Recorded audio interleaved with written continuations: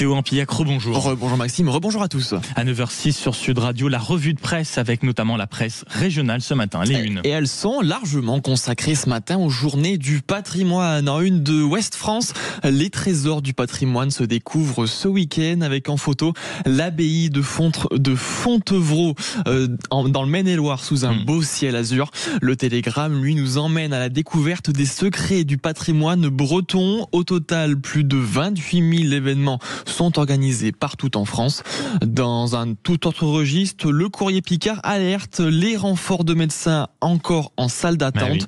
Une semaine après l'ouverture de la chasse, Midi Libre consacre un grand dossier sur le business du sanglier.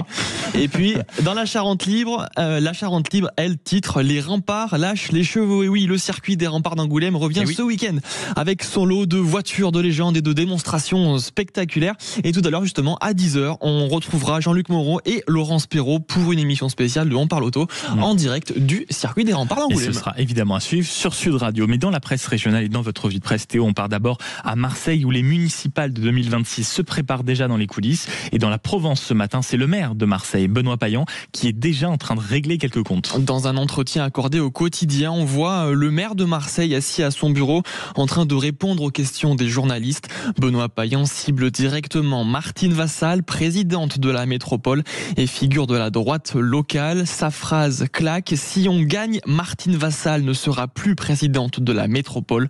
Le maire socialiste dénonce une campagne saturée par des querelles politiciennes et appelle à tourner la page d'un système trop lourd avec trop d'élus, trop de strates et pas assez de résultats.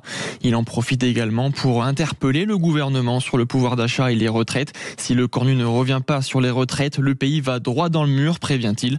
Enfin, Benoît Payan répond à la polémique née après des propos tenus par l'un de ses adjoints sur l'antisémitisme. J'espère qu'il a eu honte, lâche le maire qui rappelle sa ligne. Je n'assimile pas l'appartenance à une religion, à un soutien, à un gouvernement. Un entretien, vous l'aurez compris, offensif où le maire de Marseille pose clairement les jalons de la bataille à venir. Et puis autre rendez-vous, outre les rendez-vous politiques, mon cher Théo, c'est un rendez-vous incontournable de la rentrée. Vous allez adorer, Maxime. Mais bien, surtout moi, c'est que nous sommes en pleine saison des foires au vin. Mais attention, ce rituel des grandes de ces grandes surfaces est en train de totalement changer. Oui, dans le Sud-Ouest, un reportage à l'Intermarché d'Ivrac en Gironde.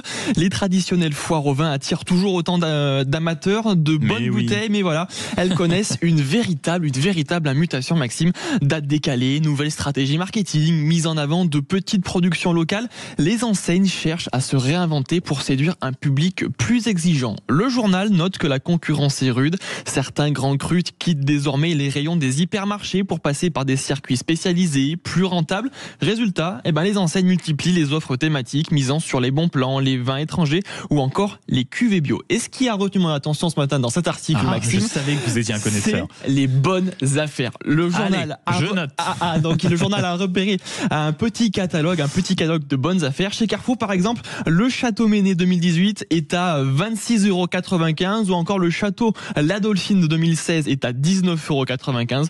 À Monoprix, on trouve le Château Fourcasse 2019 à 13,50 € ou encore le Château Bertrand 2022 à 13,50 €. Bref, des bouteilles, Maxime, vous l'aurez compris, accessibles, des sélections pointues, preuve que les foires au vin restent un moment encore fort de la grande distribution. Et puis, on ne peut pas terminer cette revue de presse, Théo, sans faire un tour par la République des Pyrénées avec l'enfer d'Alzheimer, qui est un récit terrible sur un aidant. Oui, ce récit, c'est celui de Thomas Béarnais, papa de 2 enfants.